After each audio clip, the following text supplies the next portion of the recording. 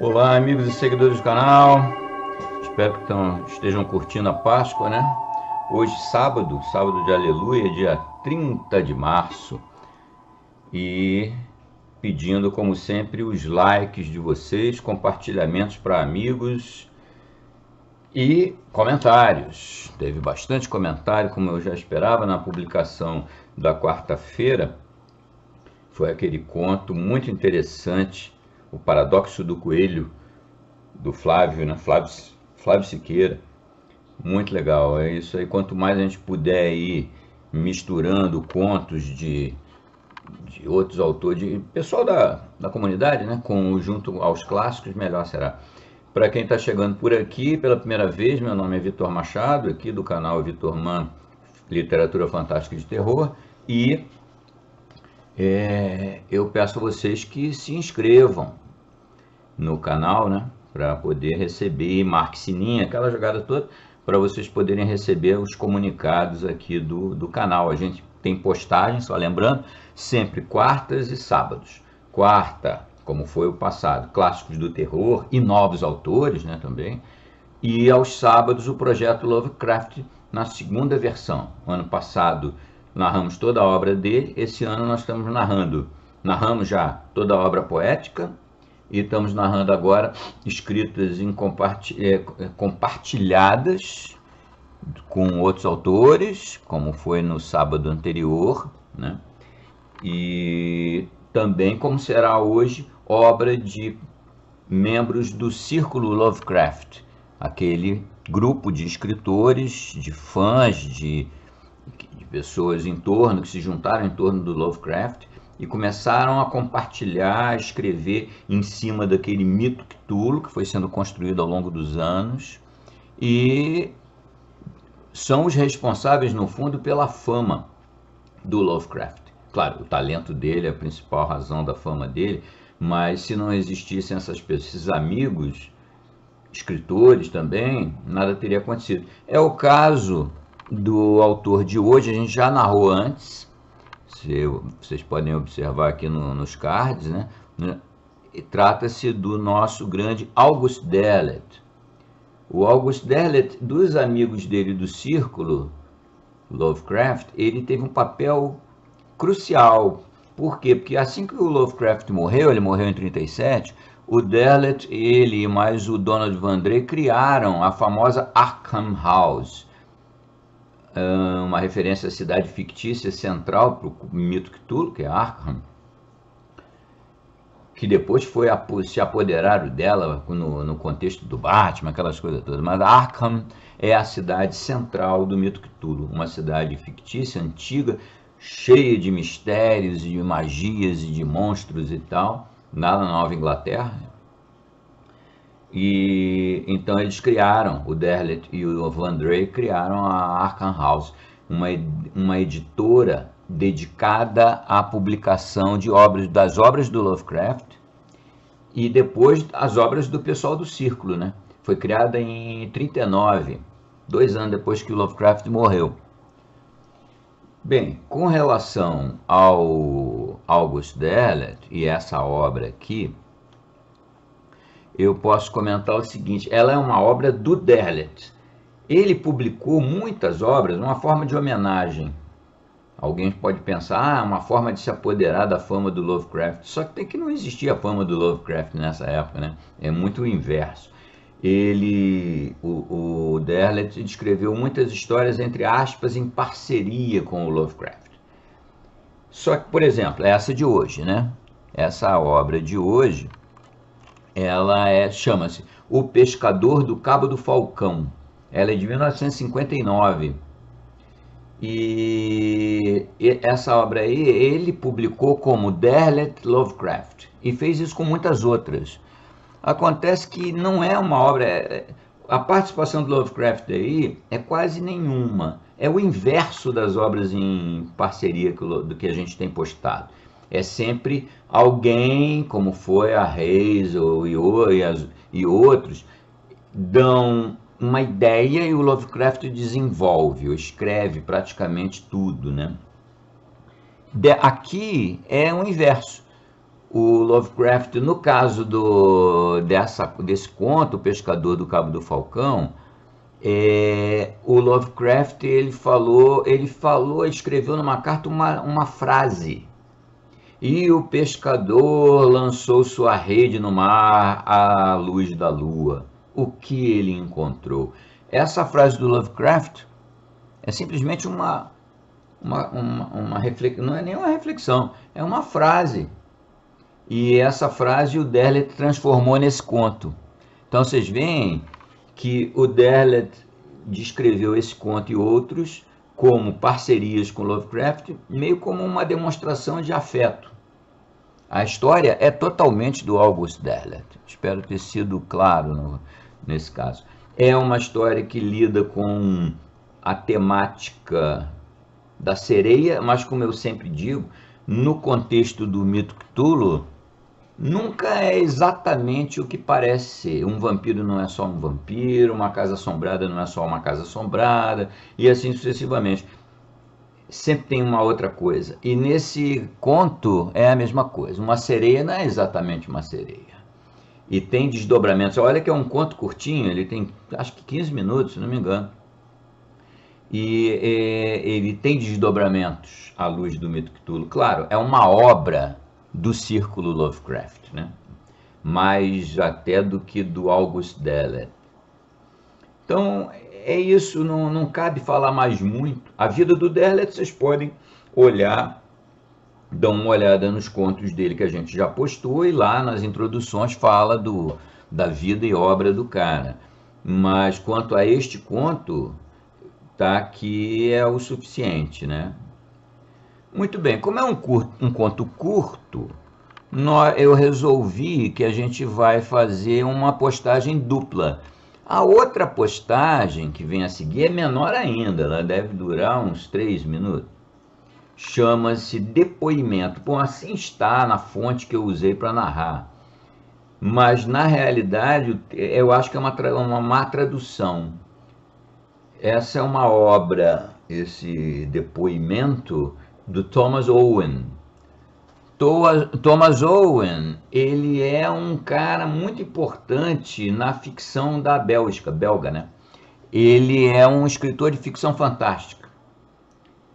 E esse pequeno texto foi publicado em 1984. O Thomas Owen ele era um jovem na época do Lovecraft, né? Ele nasceu em 1910. Aqui o Thomas Owen, ele é menos importante que o Derleth, mas eu estou dando detalhes porque não tem uma outra narrativa dele anterior para vocês poderem recorrer.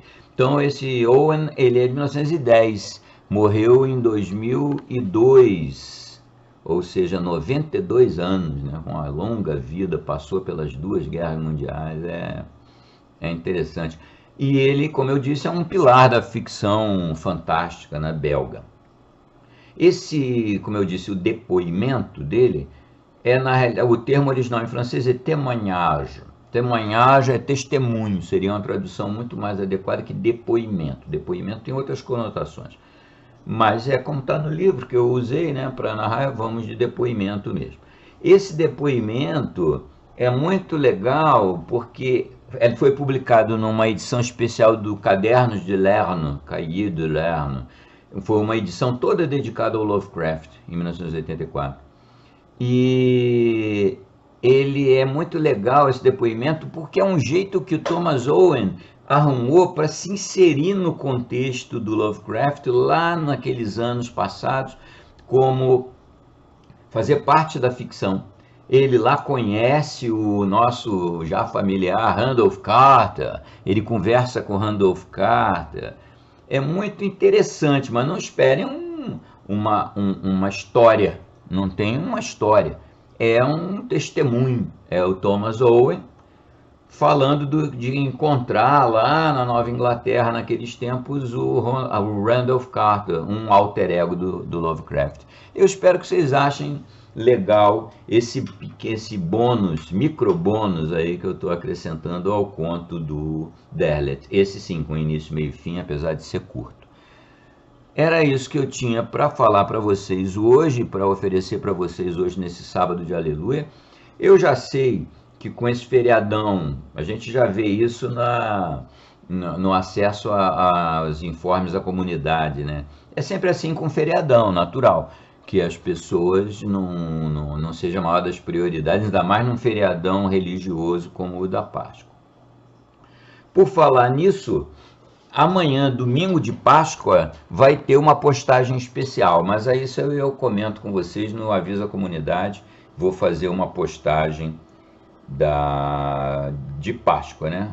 Também uma postagem curta, só para marcar a data, e espero que vocês curtam também. Era isso por hoje. Divirtam-se, não se esqueçam dos pedidos, like, papapá. E vamos seguir em frente com o nosso projeto Lovecraft 2.0.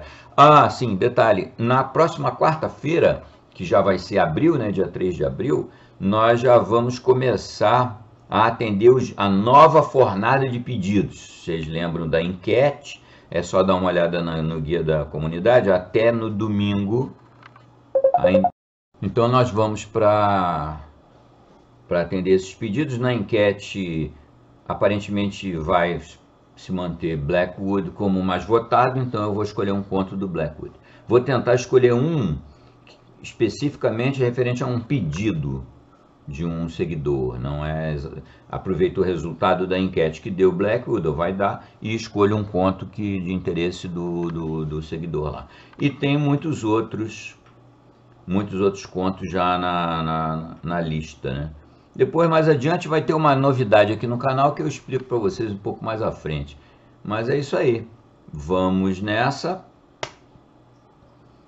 August Derleth, o pescador do Cabo do Falcão, e o nosso testemunho ou depoimento do Owen. Abraço a todo mundo, divirtam-se, um bom sábado de Aleluia para todo mundo e uma melhor Páscoa ainda amanhã. Abraços, saudações. O pescador do Cabo do Falcão, 1959, August Derleth. Pela costa de Massachusetts murmuram muitas coisas sobre Enoch Conger. Algumas delas só se comentam em voz muito baixa e com muita cautela. Tão estranhos rumores circulam ao longo de toda a costa, espalhados por pescadores do porto de Innsmouth, seus vizinhos, já que ele vivia a umas poucas milhas ao sul, no Cabo do Falcão. Esse nome se deve ao fato de que ali, em épocas migratórias, são vistos falcões peregrinos, gaviões e também outras aves de rapina naquele estreito pedaço de terra que entra no mar. Ali vivia Enoch Conger, até que ninguém mais o viu. Contudo, ninguém podia afirmar que ele estivesse morto. Era forte, de peito e ombros largos, com longos e musculosos braços. Apesar de não ser um homem velho, tinha barba e sua cabeça era coroada por uma longa cabeleira. Seus olhos azuis se afundavam num rosto quadrado. Quando levava sua capa de pescador com o chapéu sobre a cabeça, parecia um marinheiro desembarcado de um velho navio de séculos atrás. Era um homem taciturno. Vivia sozinho na casa de pedra e madeira que ele mesmo havia construído, de onde podia sentir o vento soprar e ouvir o som das gaivotas, das andorinhas, do ar e do mar, e de onde podia admirar o voo das grandes aves migratórias em suas viagens até terras distantes. Diziam que ele as entendia e que falava com as gaivotas e as andorinhas, com o vento e com o ruidoso mar, e ainda com outros seres invisíveis que, dizem, emitiam uns tons estranhos, algo parecidos com os calmos sons de certas bestas batráquias e desconhecidas dos pântanos e lodaçais da terra. Conger vivia da pesca, que apesar de escassa lhe era suficiente. De dia e de noite lançava suas redes ao mar. O que pescava ele levava a Innsmouth, Kingsport ou mais além para vender. Porém, uma noite o viram chegar sozinho a Innsmouth. Não trazia nenhum peixe e permanecia com os olhos muito abertos, atônitos, como se tivesse olhado por muito tempo o pôr do sol e tivesse ficado cego. Nos arredores da cidade, entrou numa taberna em que costumava ir, se sentou numa cadeira, sozinho, e se pôs a tomar uma cerveja.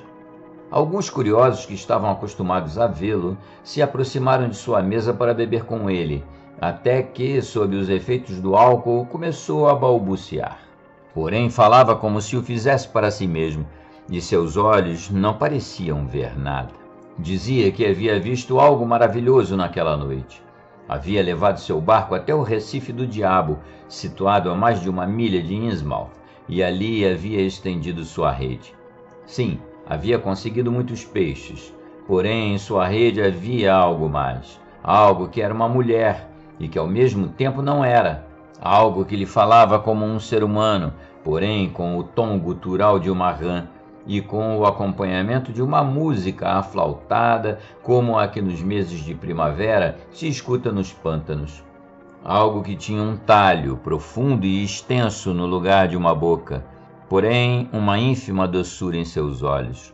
Algo que levava debaixo dos cabelos que caíam sobre sua cabeça o que pareciam ser fendas branquiais. Algo que lhe suplicava para que lhe deixasse voltar às profundezas do mar. Algo que lhe prometeu, em troca, sua própria vida, se alguma vez necessitasse. "Uma sereia!" disse alguém com uma risada. "Não era uma sereia", disse Enoch Conger, "pois tinha pernas, porém os dedos de seus pés eram como os dos palmípedes, e tinha mãos, porém os dedos de suas mãos eram como os dedos de seus pés, e a pele de seu rosto era como a minha, porém seu corpo tinha a cor do mar." Riram dele, porém ele não ligou. Somente um deles não riu, porque havia ouvido os velhos homens e mulheres de Innsmouth contar umas histórias muito estranhas que remontam aos tempos dos navios antigos e do comércio com as Índias Orientais.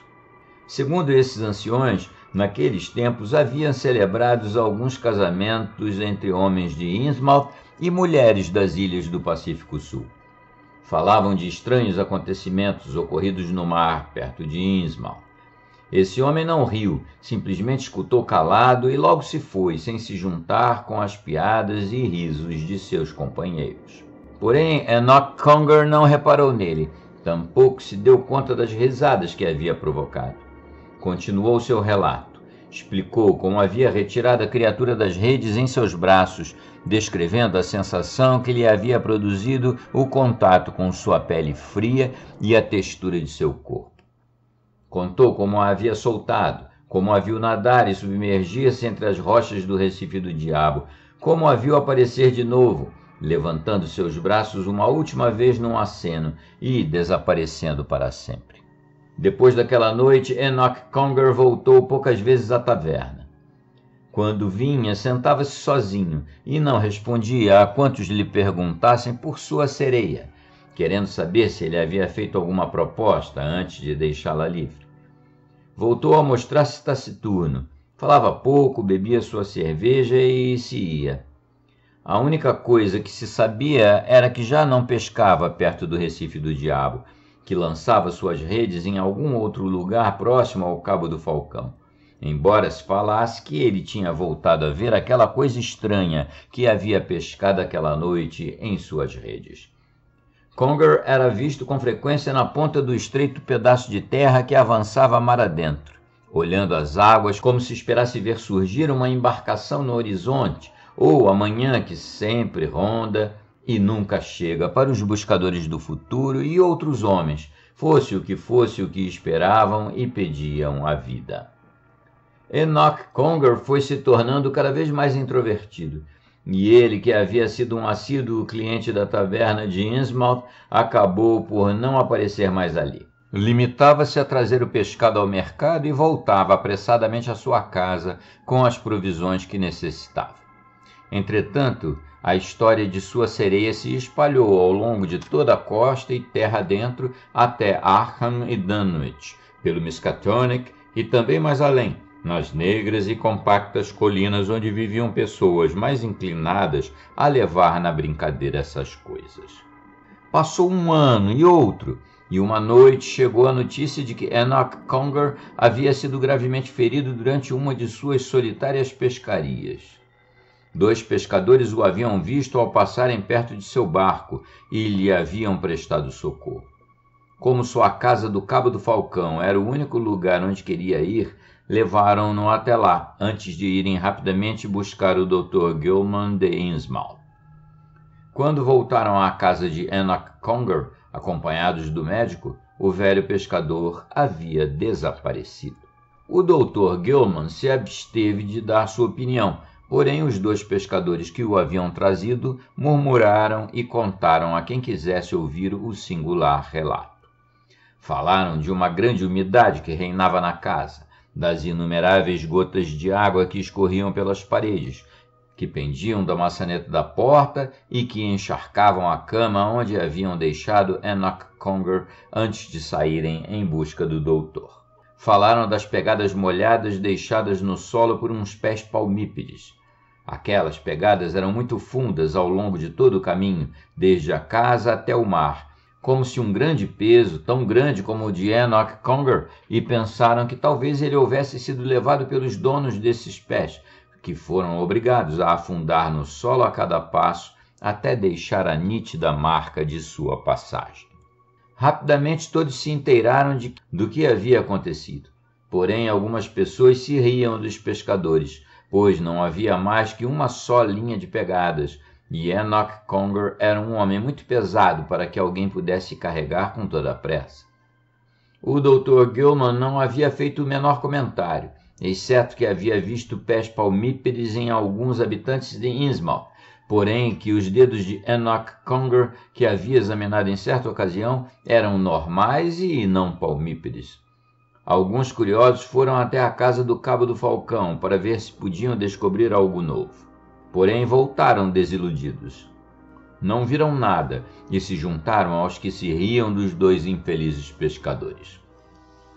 Ao cabo de algum tempo, aqueles dois pobres homens foram reduzidos ao silêncio, e não faltou quem deixasse cair a suspeita de que haviam sido eles os responsáveis pelo sumiço de Enoch Conger, inventando aquela história para encobrir seus atos. Esse rumor se estendeu também a outros lugarejos. Para onde quer que tivesse ido, Enoch Conger não voltou à sua casa no Cabo do Falcão. O vento e o tempo a destruíram. Arrancaram uma tábua aqui e outra ali, desgastaram os ladrilhos da chaminé, romperam as janelas e afundaram o telhado. As gaivotas, as andorinhas e os falcões que sobrevoavam a casa não voltaram mais a serem vistas e ouvidas. Pouco a pouco, ao longo da costa, os rumores que circulavam em torno do assassinato se aplacaram, se descartando qualquer possibilidade de homicídio. Porém, surgiram certos sinais sombrios que induziam a pensar em algum fenômeno muito mais aterrador e inexplicável. Um dia em que o venerável Jedediah Harper, patriarca dos pescadores da costa, desceu à terra com seus homens, jurou haver visto perto do Recife do Diabo um estranho grupo de criaturas que nadavam. Tais seres, segundo dizia, não eram humanos por completo, nem batráquios tampouco. Eram criaturas anfíbias que cruzavam pela água, metade humanos e metade rãs. Formavam um grupo de mais de 40 e eram machos e fêmeas. Haviam passado perto de seu barco e brilhavam à luz da lua como uns seres espectrais surgidos das profundezas do Atlântico. Pareciam estar cantando a Dagon um canto de louvor. E entre eles, formando parte do mesmo grupo, havia visto Enoch Conger nadando com os demais, desnudo como eles, e unindo sua voz à deles no cântico de louvor. Atônito, ele tinha chamado Enoch, que tinha se voltado para ele, de modo que vira seu rosto. Logo, como Enoch Conger, todos submergiram debaixo das ondas, e ele não voltou a vê-los mais. Dizem que, depois de ter falado tanto, o velho homem foi silenciado pelos membros dos clãs Marsh e Martin, que, segundo se dizia, estavam relacionados com alguns habitantes do mar. O barco de Harper não voltou a sair ao mar. O velho não tinha mais como ganhar a vida, nem ele e nem os homens que haviam formado sua tripulação. Demorou muito tempo até que um dia um jovem que havia passado sua infância em Innsmouth e se lembrava de Enoch Conger, regressou ao porto dessa cidade e contou como ele, em companhia do seu filho pequeno, havia saído a remar à luz do luar. Já haviam passado o Cabo do Falcão quando, de repente, bem atrás de seu barco e tão perto que podiam tocar com o remo, surgiu o torso desnudo de um homem entre as ondas.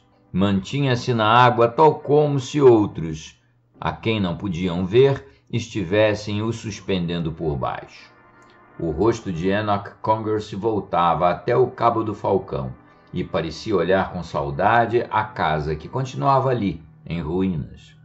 A água pingava de seus longos cabelos, de sua barba, e escorria sobre seu corpo escuro. Sua pele debaixo das orelhas tinha algo como duas grandes guelras, e logo, tão estranha e repentinamente como havia surgido, desapareceu, submergindo no mar. Ao longo da costa de Massachusetts, perto de Innsmouth, contam-se muitas coisas a respeito de Enoch Conger, e outras se contam em voz baixa. Fim. Depoimento. Thomas Owen, 1984. O que mais me desagrada em Lovecraft é o seu amor pelos gatos. O que mais me confunde é a sua capacidade de sonhar, de imaginar, de inventar, de ver o invisível, de sentir o infinito do universo e o seu sentimento de angústia, de terror, de pânico perante o insondável, desconhecido, adivinhado, procurado, vislumbrado, que está sempre presente nos limites da percepção humana, mas que, quando esta última tenta agarrá-lo, evita-o como algo gelatinoso, sem forma, aterrador. O que me espanta é o lado mágico de seu delírio verbal, rico em palavras inteiramente esculpidas pela beleza da sua consonância e pelo poder conjurador de sua arquitetura sonora. Nyarlathotep, Inquanok, Kadat. Eles evocam a Babilônia e, ao mesmo tempo, aos índios Chickasaw e ao espaço intersideral. O que me diverte é ter conhecido pessoalmente Randolph Carter na cidade de Oklahoma. Viajei com ele até Nova Orleans, e este Randolph Carter parecia não ser mais que um daqueles cérebros vegetais, futuros habitantes dos cometas radioativos, embora sua aparência fosse a de um camponês bem vestido, que coçava sem pudor o prazeiro, e cujo principal desejo era poder contemplar no parque, ao lado do Mississippi, os enormes seios de Rita Alexander, vulgo Garota Champagne, vulgo Senhorita Goldfinger. Você tem um nome famoso, eu disse ao homem simples e comum, cuja esposa escreveu receitas para o Arcadia Post. Eu sou aquele homem famoso, disse ele, mastigando um palito de dente. Sou descendente de Edmund Carter, o feiticeiro de Salem. É claro. Ele acrescentou com um sorriso. E antepassado de Pickman Carter, que em 200 anos irá repelir as hordas mongóis da Austrália. Eu estremeci de espanto com as palavras bastante vulgares vindas da boca do meu interlocutor. Lovecraft? Perguntei, preso da mais intensa emoção. Este nome significa algo para você? O indivíduo baixou os olhos, pareceu meditar por um momento e depois falou com uma voz enfadonha. Escute com atenção. Ele, ou Ward Phillips Warren, ou talvez ambos sejam a mesma coisa, me disse essas palavras. Carter, pelo amor de Deus, ponha a laje de volta e fuja disto se puder, rápido. Deixe todo o resto e saia daí. É a sua única chance. Faça o que eu digo e não me peça para explicar. Isso me fez lembrar de algo. Meu interlocutor sabia disso e brincou com minha inquietação e confusão. No Brennan, onde comemos um papa brûlot, flambado com o melhor rum de St. John the Baptist, ele se inclinou sobre a mesa e me disse muito claramente, separando bem as sílabas quando achou que era necessário. Inquisitive, unreasonable writer. Por que tentar entender? Por que tentar manter o que apenas transcorreu? Howard Phillips morreu por ter se aproximado do centro da infinitude, onde Azathoth, o sultão demônio, grunhe furiosamente nas trevas. Ele fez um gesto de impaciência e desespero, virando inadvertidamente um copo de água cheio de cubos de gelo que acabara de ser colocado na sua frente. Tolo! Ele então gritou: Warren está morto! Ele se levantou e saiu cambaleando da sala, provocando estupor e tristeza em seu rastro. Fiquei em meu lugar imobilizado em minha impassível dignidade. Um garçom negro trouxe outro copo de água gelada. Fim.